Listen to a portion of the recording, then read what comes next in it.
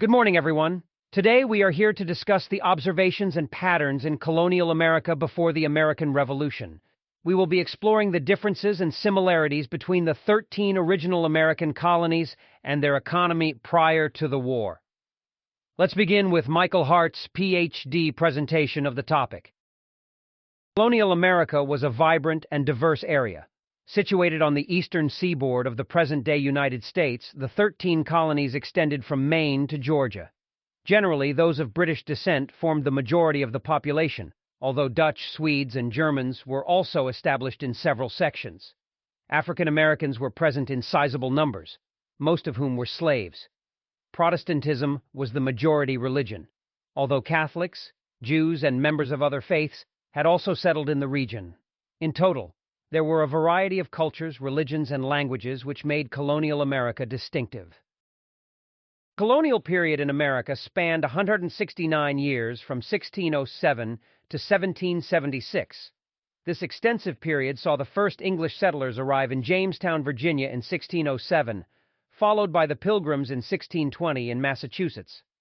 During this time, the colonies became more populous as multiple industries developed and 13 distinct governments were established. Even the beginnings of a unified continental government were established. All of these changes and events eventually paved the way for the American Revolution. Colonial America was a heterogeneous society with English being the predominant language. It had intricate social and economic dynamics, and 9 of the 13 colonies had a designated religion while slavery existed in all of the colonies. Though Maryland was designed to be a safe haven for Catholic immigrants, Protestants were still the majority in this colony. Additionally, only 30 to 35% of Pennsylvania's population was comprised of German-speaking immigrants from Great Britain, contradicting the widely held belief that they formed a substantial segment of the populace. This data definitely demonstrates the true circumstances of life in colonial America. Colonial America was made up of a variety of societies situated along the east coast of the United States. When looking at the American Revolution, it is necessary to take into account the distinctions between the New England, Middle, and Southern colonies. This distinction is evident when examining the present-day map. Vermont and Maine were part of Massachusetts until the end of the Revolution. The New England colonies were Massachusetts, Connecticut, New Hampshire, and Rhode Island. The middle colonies comprised New York, New Jersey, Pennsylvania, and Delaware. The southern colonies were Virginia, Maryland, North Carolina, South Carolina, and Georgia. New England colonies had an economy that included shipping and trading, fishing and whaling, timber and shipbuilding, small-scale agriculture, manufacturing and crafts, as well as a fur trade.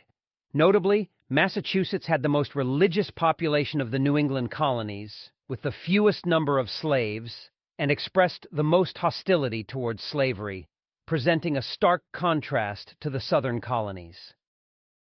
The Southern American colonies during the colonial period had certain distinct patterns which marked them out from other parts of America. It was the most pro-British of all the regions, with the highest amount of slaves, and it was mainly an agricultural community with a focus on cash crops such as rice, tobacco, and indigo. Forestry and naval stores industries were strong, with the plentiful forests providing timber for shipbuilding. Cattle was also kept for meat in lands which were not good enough for crop cultivation. The middle colonies had a diverse economy relying heavily on agriculture, trade, and commerce, as well as various manufacturing and industrial pursuits. It was a place where people of many backgrounds, both socially and ethnically, could work and contribute to the life of the colonies.